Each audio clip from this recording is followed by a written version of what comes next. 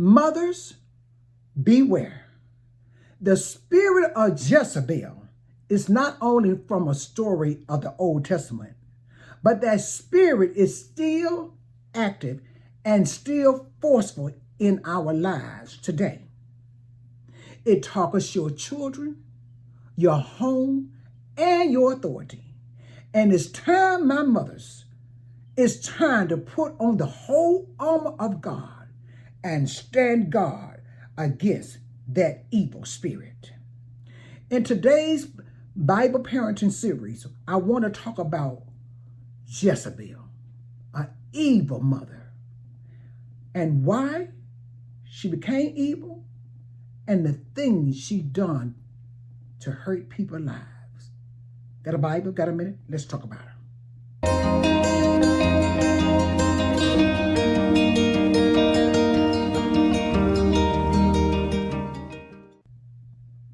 Who was Jezebel? Jezebel was the daughter of a pagan king and the wife of King Ahab. She had 3 children, 2 sons and a daughter. She wasn't just a foreign queen. She was a force of evil. She led God's people into deep idolatry. She killed God's prophet and introduced the worshiping of Baal into Israel. She was bold. She was proud, seductive, controlling, and unrepentant. So why did she become so evil? Jezebel was raised in a home that rejected God of Israel. Her father, King Ethbal, was a Baal worshiper. From childhood, she would emerge in idolatry, rebellions, and political power. She never learned submission to the one true God, but instead, she used power to manipulate and silence truth. She became a weapon in the enemy's hand, targeting the righteous, destroying the innocent, and corrupting leadership. I want to talk a little about what she did to an innocent man that was so evil, but yet this woman didn't care.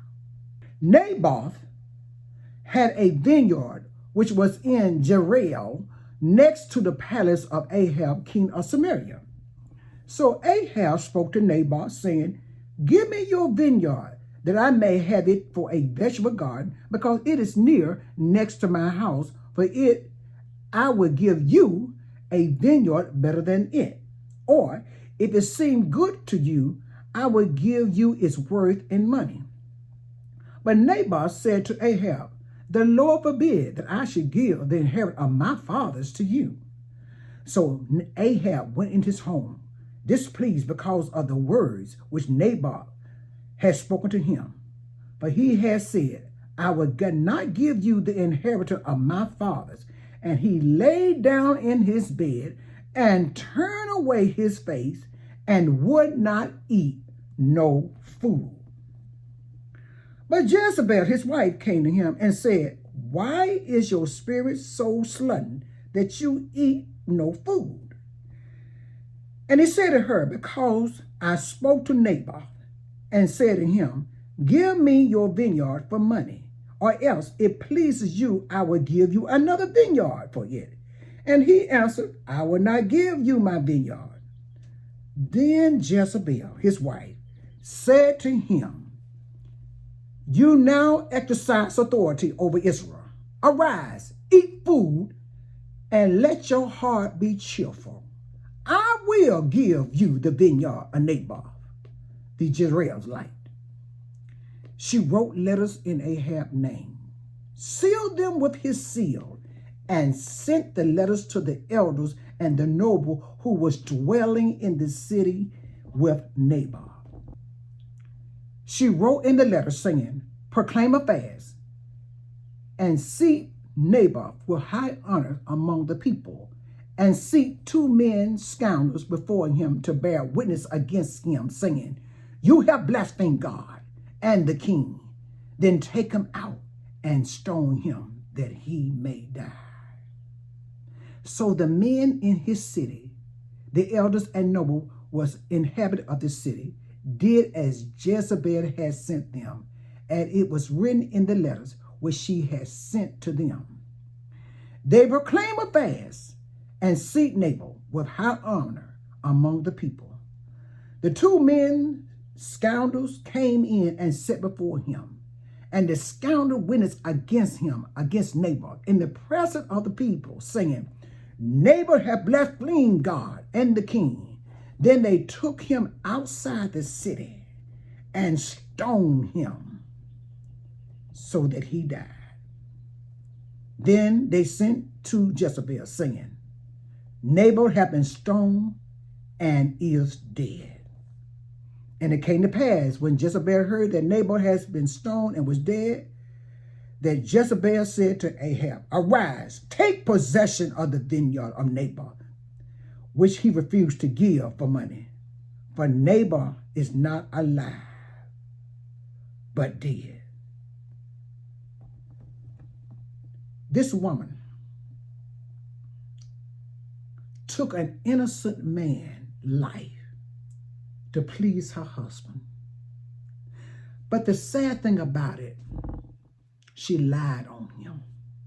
She had the other men to partake in her sin, and lied on an innocent man because he refused to sell his vineyard. Evil. Do you think she lost in the sleep off of that? Heartless. Evil. Just evil. Didn't think of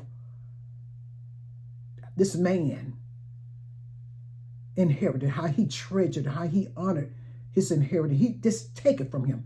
And let's keep going. You know, there are some people do things like that.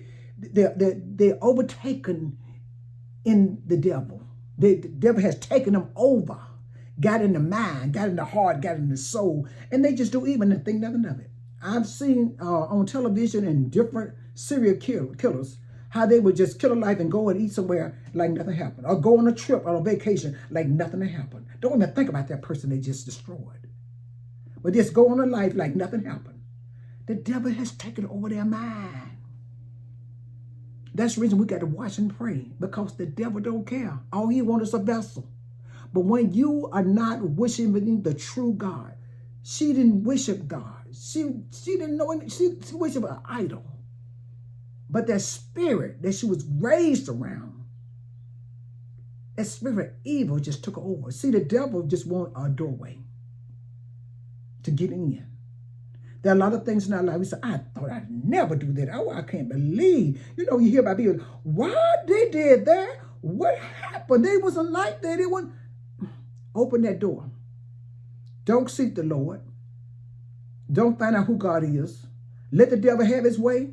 Do what he want to do. When you obey the devil, you are part of him. You his servant, you his slaves unto life. Just do what he say. Don't do what God say. Don't. If your conscience say no, don't do it. If you convicted and you override that conviction and just, no, I'm gonna do what the devil say, you're a part of him. And that's what happened. She was sold out to the devil.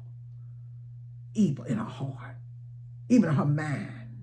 That's the reason why, parents, we have to be careful how we raise our kids. She was raised in a pagan home. She was raised to worship not a true God. She worshiped an idol. She didn't know the true and living God. And whatever she believed in, she believed in it. And when she killed, she never lost sleep. She never felt anything. Heartless. Be careful, family. Make sure you teach your child about the true and living God, and that's Jesus Christ, the Son of God. Pray over your kids. Cover your kids. Your kids around other spirits. You may be training your child in the Lord, but look out, because when your kids go to school, when they go to other activities, or whatever they go on vacation, whatever they may go, they are surrounded by other spirits, and you don't know what their influences are, who they are, what they're saying to them, and the kids they're playing with. You don't know what they believe in. You don't know what their parents teaching them. They could be devil worshipers. That's when you got to cover your kids. And you got to put that word of God in their heart and mind and soul, because they don't be easily swept away by heresies and false prophecy and false teaching, because it happens every day. Make sure you're watching what your kids are seeing on social media. There are so many apps out there influence your kids to do the unthinkable. There are sex predators. There are people that are trying to destroy your home, telling your kids to do what they want to do. We have to be very careful. Watch and pray. Watch and pray, mothers, because Jezebel's spirit works through social media, technology, and anything else it wants to. That's when you got to have a mind of Christ. Discern other spirit, because your kids are victim to her prey. If this message helped you, subscribe and like and share. Now, before I go, can I share 3 questions with you? And please feel free to drop your answers in the comment. Let's talk to each other. Let's help one another. That's what I'm here for. I'm a Christian parent advisor and mentor, and I would love to hear from you, and I would love to help you. So here are the questions. Do you recognize areas where the Jezebel spirit may try to creep into your life or in parenting?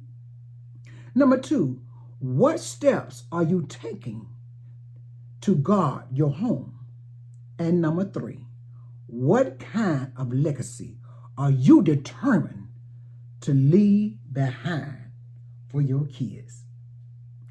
I'll be waiting to hear from you. Until then, be blessed, God people. Be blessed. Take care.